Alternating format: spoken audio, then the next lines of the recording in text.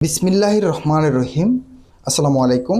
দক্ষিণ পূর্ব এশিয়ার দেশ লাওস বর্তমানে বিদেশি কর্মীদের জন্য একটি উদীয়মান শ্রম বাজার হিসেবে পরিচিত পাচ্ছে।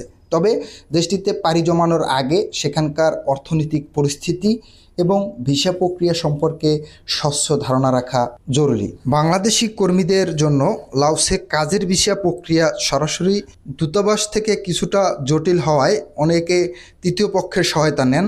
লাওসে ভিসা পাওয়ার জন্য সাধারণত নিয়োগকর্তার মাধ্যমে ওয়ার্ক পারমিট ও বিজনেস ভিসা LA-B2 প্রক্রিয়া শুরু করতে হয়। বাংলাদেশে কোনো দূতাবাস থেকে সরাসরি কাজের ভিসা ইস্যু করা হয় না। সাধারণ নয়াদিল্লিতে অবস্থিত লাও দূতাবাসের মাধ্যমে আবেদন করতে হয়।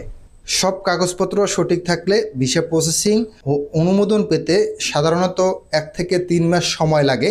লাওসে মূলত অনেকগুলো ক্ষেত্রে বিদেশি কর্মীর চাহিদা রয়েছে: নির্মাণ শিল্প, কনস্ট্রাকশন, অবকাঠামো উন্নয়ন ও রিয়েল এস্টেট প্রকল্প, গার্মেন্টস ও টেক্সটাইল, ফ্যাক্টরি লেভেলের সাধারণ শ্রমিক, কৃষি ও প্রক্রিয়াজাতকরণ, খামার বা খাদ্য প্রক্রিয়াজাতকরণ কারখানা, সার্ভিস সেক্টর, রেস্টুরেন্ট বা পর্যটন সংশ্লিষ্ট কাজ।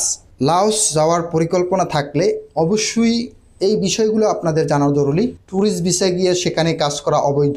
অবশ্যই ওয়ার্ক পারমিট সহ কাজের বিষয় নিশ্চিত করুন। কোম্পানি যাচাই, যে কোনো কোম্পানিতে যাচ্ছেন সেটি লাওসের শ্রম মন্ত্রণালয়ে নিবন্ধিত কিনা তা যাচাই করুন। বেতন, অঙ্ক, কাজের সময় ও সুযোগ সুবিধা, চুক্তিপত্র, এমপ্লয়মেন্ট কন্ট্রাক্ট আগেভাগে বুঝে নিন। অনেক অসাধু চক্র উচ্চ বেতনে প্রলোভন দেখিয়ে লাওসে পাঠিয়ে জিম্মি করে রাখে বা মানবতার জীবনযাপন করতে বাধ্য করে। তাই সরকারি BMET ডাটাবেস স্বীকৃত রিক্রুটিং এজেন্সির মাধ্যমে যোগাযোগ করুন।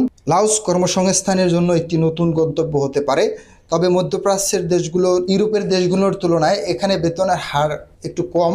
তাই কেবলমাত্র বৈধ ও নিশ্চিত কর্মসংস্থানের সুযোগ থাকলে দেশটিতে যাওয়ার সিদ্ধান্ত নেওয়া বুদ্ধিমানের কাজ। মোহাম্মদ আল আমিন, ইউরোপ বিডি, দেশ ও প্রবাস।